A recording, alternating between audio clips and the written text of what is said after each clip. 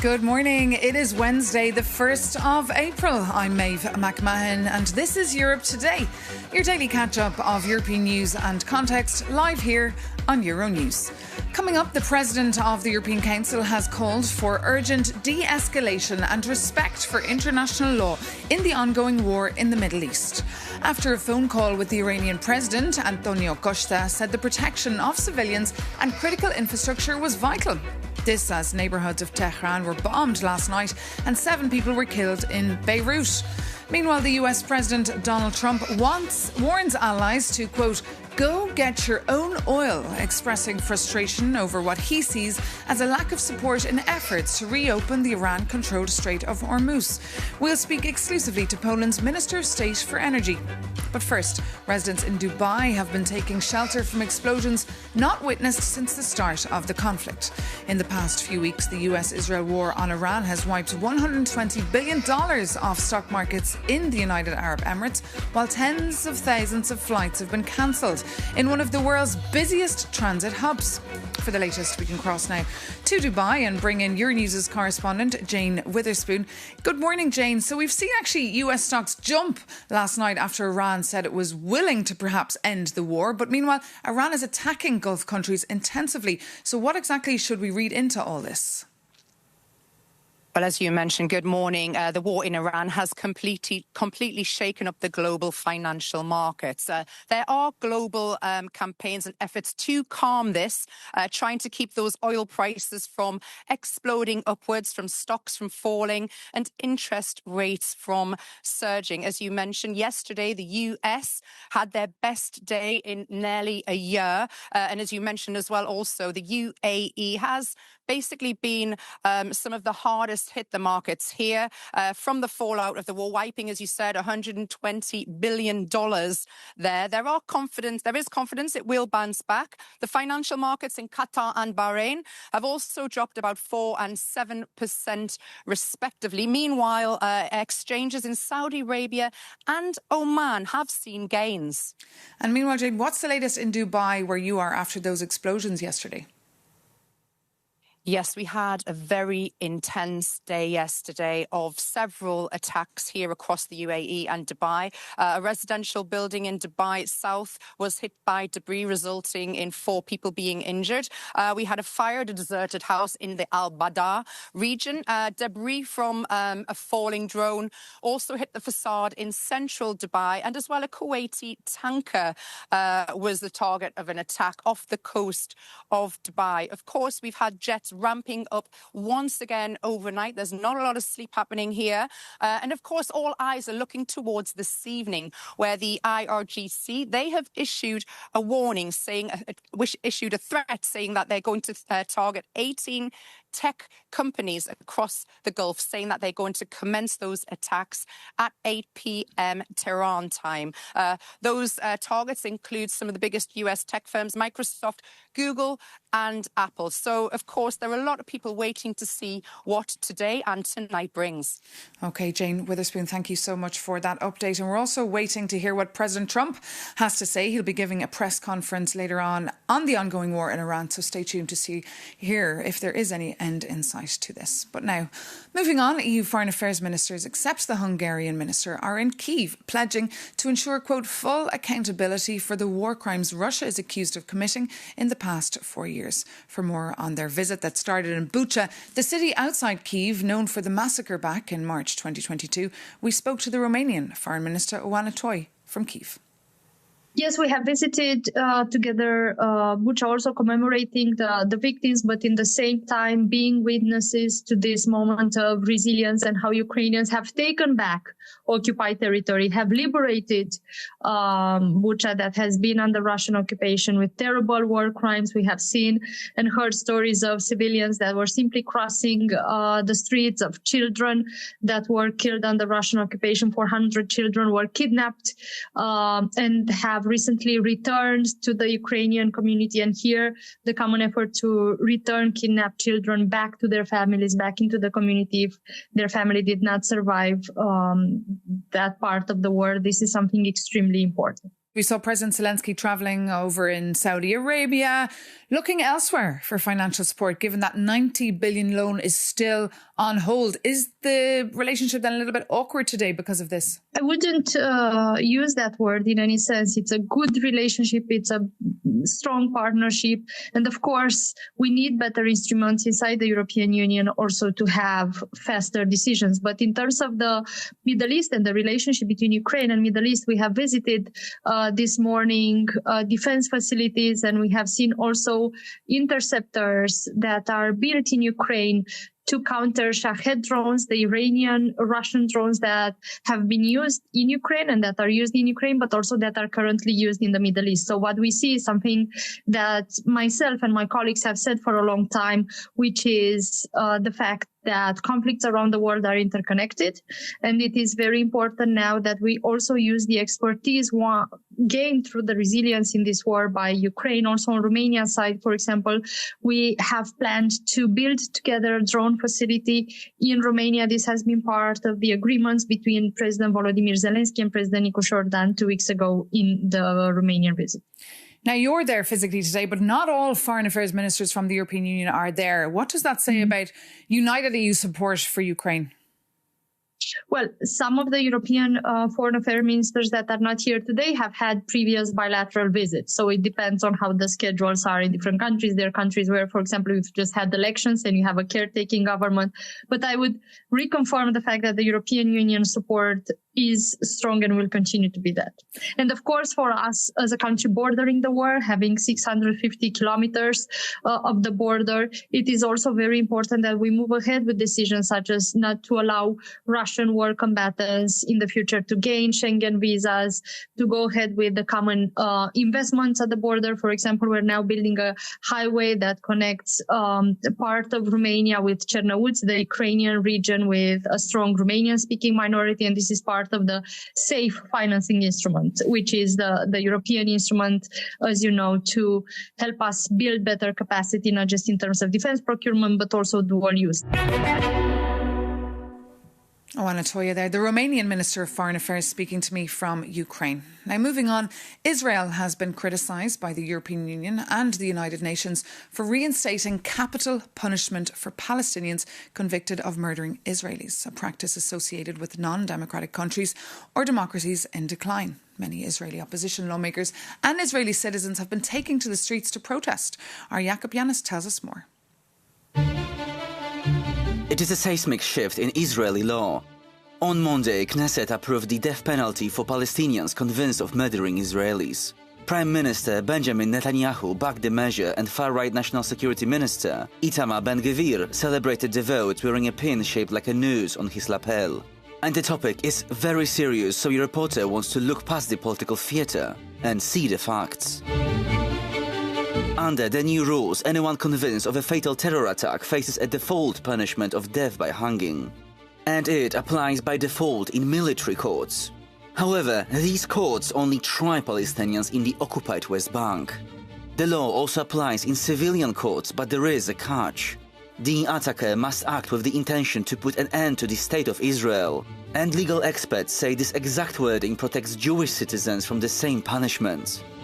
The Palestinian Authority stresses Israel has absolutely no sovereignty over Palestinian land, whereas supporters of the bill say the country must fight a cycle of terror. But there is a question. Will this law stop the violence? You see, the death penalty is banned across the EU. And the UK, France, Germany and Italy say the policy has zero deterring effect and called it de facto discriminatory. And now Brussels is stepping in. Euronews has seen an exclusive draft statement from EU Foreign Policy Chief Kaja Kallas, who calls the bill a grave regression. It marks a noticeably sharper tone from Europe towards Israel. Yet, diplomacy aside, the core problem comes down to the law itself. If a justice system seems to use two different sets of rules for the exact same crime, can one still call it justice?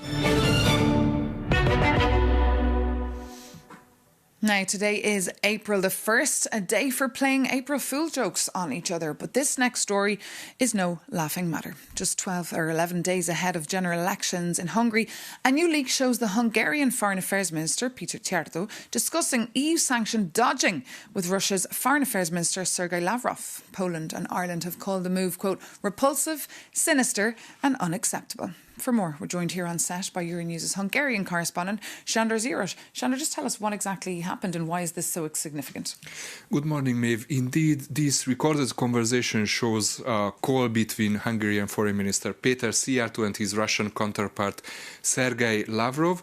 The conversation happened back in 2024. We don't know who recorded it, but it was published by an investigative portal, The Insider. Now, about the content, it shows how Lavrov convinced Szijjártó to act for Russian interest and to try to remove one Russian woman from the EU's sanctions list. She's a sister of a Russian oligarch. Szijjártó accepted this request and he was saying he will work on this.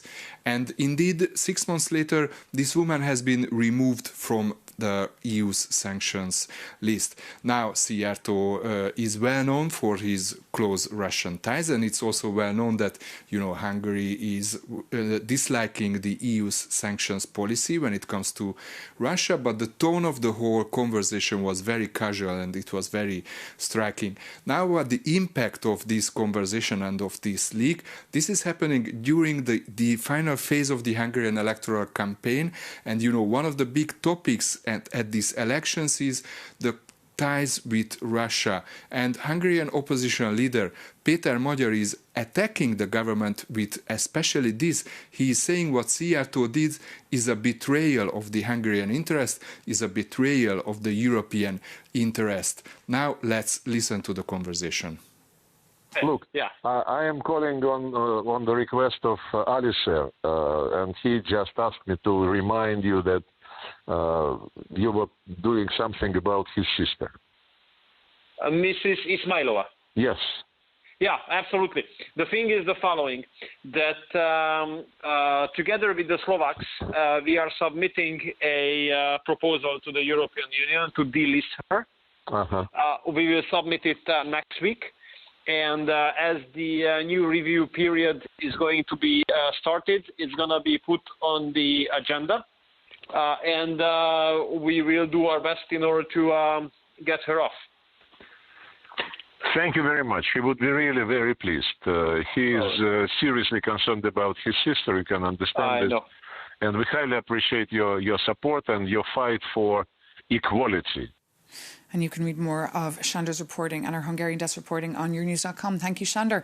And now for the mood in Hungary. Just days, as I said, away from these crucial parliamentary elections, our correspondent in Hungary, Adam Mayer, sent us this update. There are less than 2 weeks left until next Sunday's Hungarian election, which promises to be the closest in the past 20 years. It's no wonder we are seeing a campaign as intense as the country hasn't seen in a long time. Unlike in previous campaigns, Prime Minister Viktor Orbán has embarked on a tour of the country, delivering speeches to thousands of people night after night in squares like this one in Szolnok, a city 100 kilometers from Budapest. Orbán's main challenger, Péter Magyar, is also touring the country, but he appears at 4 or 5 locations a day, drawing often similar crowds as the Prime Minister. In recent days, reports emerged that counter-protesters have appeared at Viktor Orbán's speeches, where they were harassed by people dressed in black and were not protected by the police. It remains to be seen if similar or even more intense events will take place in the last days of the campaign.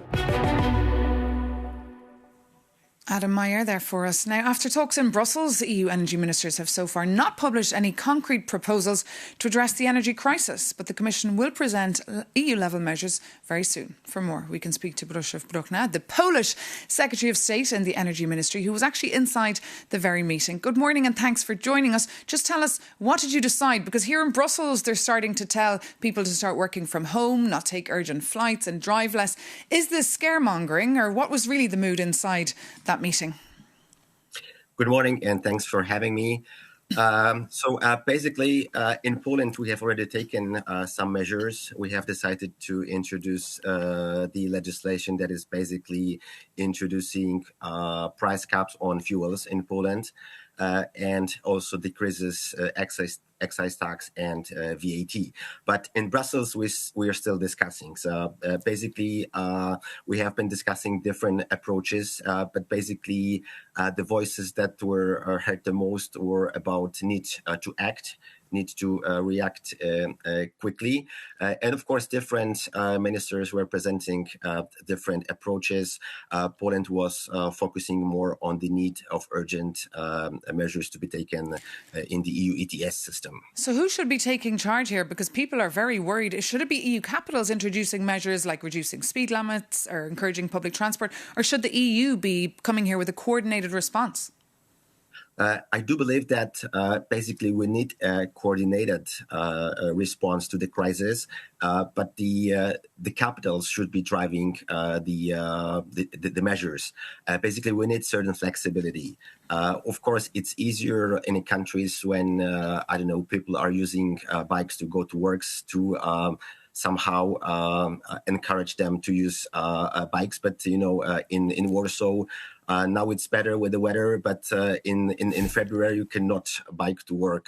That's the issue. Indeed, of course, people are looking for realistic measures too. Thank you so much for joining us this morning here on Euronews. Now, moving on, Pope Leo is preparing to celebrate Easter for the first time as pontiff 1 year after his predecessor's death, as concerns grow over the Middle East war. The Irish MEP Barry Andrews has an audience with the Pope today and joins us now for Rome. Good morning, Barry. Just tell us, what are your expectations for this encounter, and is there anything the Pope can do to call for calm now in the Middle East? Hi, good morning, Maeve. Thanks for having me on. Yes, I mean, he has been a very strong moral voice for peace and for dialogue in the Middle East and elsewhere around the world. So clearly I'll be raising that issue with him and thanking him for his moral leadership. But I'll also be raising with him the massive cuts in development and humanitarian aid that are happening in Europe, and encouraging him to support a narrative which acknowledges it's not all about investment in infrastructure. A lot of it is about providing humanitarian aid for people affected by conflict. He was in Lebanon himself in November. I was there a couple of weeks ago myself, and I've seen for myself the human cost of these massive cuts in humanitarian aid in terms of the types of services that are provided for people that are internally displaced in Lebanon. So it's a huge privilege for me to be able to share a few moments with him. His first document as a major document focused on poverty and inequality. And he will therefore hopefully encourage European leaders to focus on that as well. And meanwhile, Barry Andrews, we've seen that the former Irish EU Commissioner Mairead McGuinness has been appointed as the EU's new special envoy for religious freedom. What does that actually mean? What will this role entail of? Well, I'm not across exactly what Mairead's role will be. She's a personal friend of mine. I'm delighted for her and that she's recovered from recent illness. But clearly, humanitarian aid is neutral. It's faith neutral. And what the European Union seeks to do is to provide for anybody, wherever they are affected by conflict or climate or any catastrophe, with impartial and neutral assistance wherever that can happen. Nevertheless, I'm glad that Mairead will have that role, because there is growing both anti-Semitism across Europe. There's Islamophobia as well across Europe, and there's an intolerance of Christian minorities in some parts of the developing world. So it's important that somebody as senior as Mairead would take that role. OK. Barry Andrews, Irish MEP there from Renew Europe, just ahead with his moment there with the Pope. Thank you so much for speaking to us here on Euronews. And thank you so much for tuning in. Of course, with this week being Holy Week and the EU institutions going a little bit into shutdown for a couple of days, Europe Today is also taking a little break. We'll be back, though, next Tuesday with a fresh news show. In the meantime, for anyone celebrating Easter, enjoy, take care, and see you very soon here on Euronews, and of course on Euronews.com for more news, more analysis and more insights onto all the stories we're covering for you. Thanks for watching. Bye-bye.